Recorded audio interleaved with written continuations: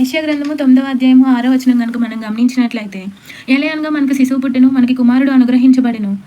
ఆయన భుజముల మీద రాజ్యభారం ఉండును. ఆశ్చర్యకరుడు, ఆలోచనకర్త, నిత్యుడగు తండ్రి, సమాధానకర్త యొగు అధిపతి అని అతనికి పేరు పెట్టబడును అని రాయబడి ఉంది. అయితే యేసుక్రీస్తు జీవించిన రోజుల్లో ఆయన్ని దేవుని కుమారుడు అన్నవాళ్ళు గాని, నిత్యుడవగు తండ్రివి, సమాధానకర్తవగు అధిపతివి అన్నవాళ్ళు గాని ఒక్కళ్ళు కూడా లేరు. ప్రతి ఒక్కళ్ళు కూడా వీడు దయ్యాలకు అధిపతి అయి ఉన్నాడు అన్నవాళ్ళు మాత్రమే ఉన్నారు. లేదు అంటే ఆయన చేసే సూచక్రియలను మాత్రం యూజ్ చేసుకొని హెల్త్ ఇష్యూస్ ఉంటే ఆయన యొక్క సూచక్రియలతో రికవర్ అయ్యి తర్వాత వాళ్ళ పని వాళ్ళు చేసుకునే వాళ్ళుగా ఉన్నారు. ఏదో కొద్ది మంది మాత్రమే ఆయన వెంబడించే వాళ్ళుగా ఉన్నారు.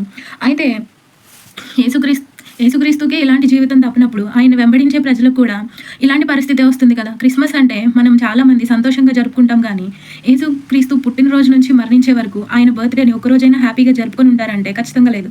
కానీ మనం మాత్రం మన బర్త్డేస్ విషయంలో చాలా పర్టికులర్గా ఉండి ఒకవేళ అది మంచిగా జరగకపోతే చాలా కృంగిపోతూ ఉంటాము. ప్రతిదాన్ని కూడా నేను సృష్టించిన సృష్టికర్త అయిన దేవుడితో కంపేర్ చేసుకుంటే నాకు అది లేదు ఇది లేదు అని బాధపడాల్సిన అవసరం ఎప్పటికీ రాదు.